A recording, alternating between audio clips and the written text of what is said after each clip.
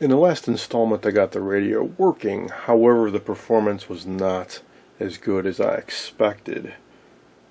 I'm hoping going through the full alignment procedure will take care of that, but before I do the alignment I want to take care of a few final mechanical issues. First up, I ordered up some reproduction rubber mount parts from renovated radios that just arrived, and I installed one of these black pieces here for the capacitor tuning shaft, so that is now secure. And while I'm at it, I want to repack the bearings for the Planetary drive reduction for the fine tuning. So I took 2 screws out and it just comes right out, and then they pop off. This little snap ring and pull the shafts right out, and there it is with the old gunked up grease. I'm going to spray that down with some degreaser and then repack it with some lithium grease and then reinstall it. And I'll put some grease around various movable parts as well, get in the gears there. And then I will move on to the alignment, which is pretty straightforward. Printed out instructions here. So then they show the various coils. So the IF, I peaked by ear to 470. I'll go through that again. I'll use a meter this time. And then they have detailed instructions for how to tweak each of these.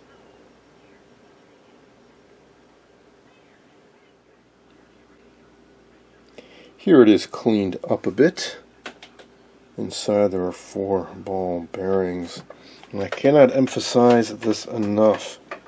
If you're ever going to attempt to disassemble one of these, be very, very, very careful not to lose these ball bearings. When you pull the inner piece out, these tend to fall out and go flying.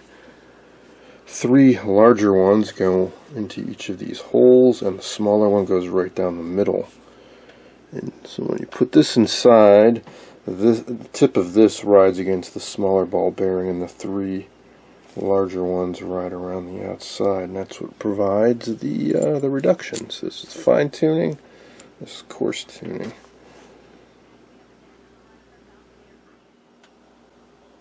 Had a little trouble putting this back together. That jogged my memory that I recall reading about some other guys having trouble with these as well in the various online antique radio forums, and I think I know what their trouble was because it's what I ran into. So repack the bearings, put it in the collard shaft like it seems to go, but that doesn't work. The inner shaft just turns on its own and there's no action. The outer one works okay, but the inner one isn't doing its thing. And it's also just ready to fall out. It occurred to me that there's a spring in there along with those bearings, and when you have it apart, you push it in and out, and well, the bearings tend to fall out too, as one just did. But I noticed that when you put this in the collar, there's no more springiness. Well, it turns out what you need to do is compress the spring while those bearings are still out, and then snap this in. Now we've got that gear reduction action, nice and smooth.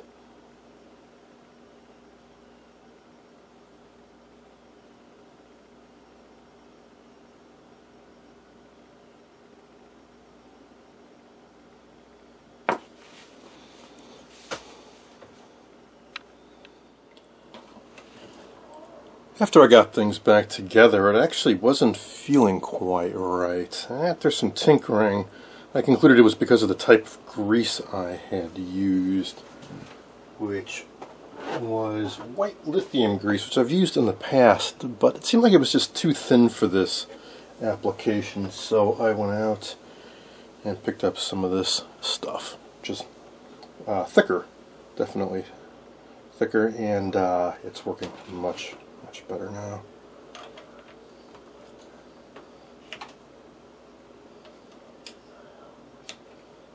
So yeah, it's really nice and smooth now. Definitely worth the time and effort to flush out that old grease. Oh, and this is what I used to get out the old grease. Electrical parts degreaser. Picked this up at Menards, local home improvement center. And this grease is definitely the way to go for something like this.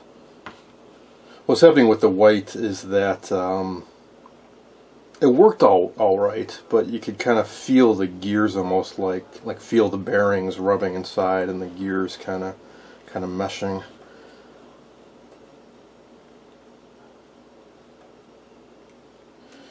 Alright, I'm going through the alignment procedure now, feeding in 470 kilohertz signal through a 0.1 microfarad capacitor into the cap of the 6A8 tube, and output meter connected across one of the plates of the 6F6 output tubes and chassis ground. Meter in AC mode, and I'm using AM modulation. And these are all pretty close to being dead on, as I figured I'd just from doing it by ear before.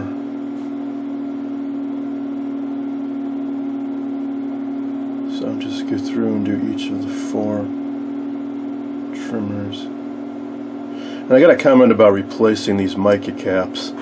These are not like the later style IF cans you see like an All-American 5, where they have fixed mica caps in the base. Typically a couple sheets of metal and mica, and they're not encapsulated, they're just exposed to the air, and that's what corrodes and grows tendrils and gets silver mica disease, and they start getting conductive. And those have adjustable slugs, and that's how you tune them. These air core inductors, fixed inductors, and the variable capacitors are up at top. They're made out of ceramic, and there is a sheet of mica, but the way they're constructed, they really don't get that silver mica disease. I've never even heard of anybody replacing these. I suppose theoretically you could replace these with a modern ceramic trimmer cap, but I really don't think it's necessary.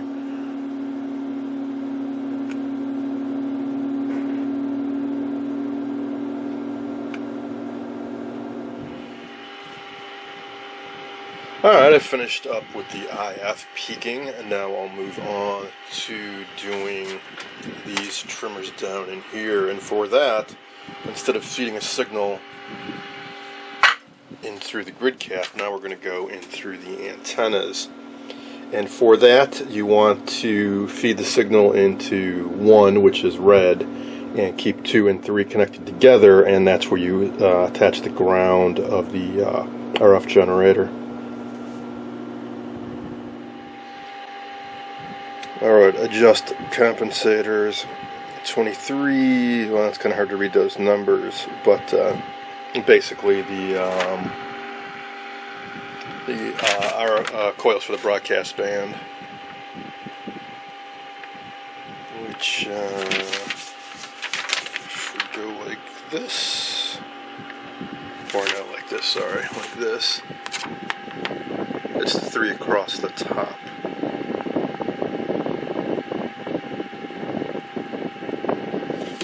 So antenna, RF, and oscillator.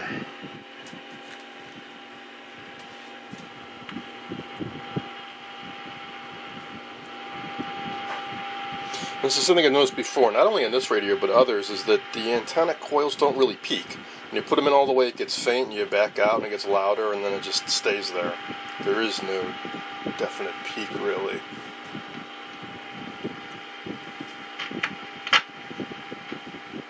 And exactly the same with this guy.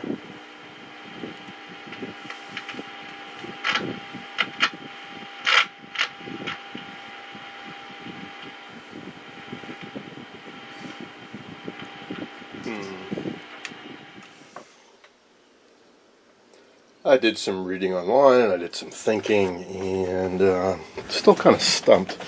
Even if there was something damaged with, say, an antenna coil, why would that also affect the RF peaking as well? And I've tried feeding an RF signal directly into the grid cap, the 6K7, and this coil doesn't peak either.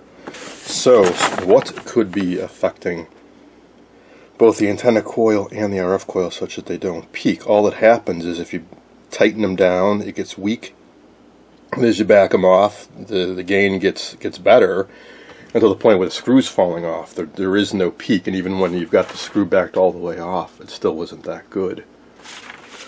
Well, all I can think to do is to disconnect the wiring and pull that back out and double check things.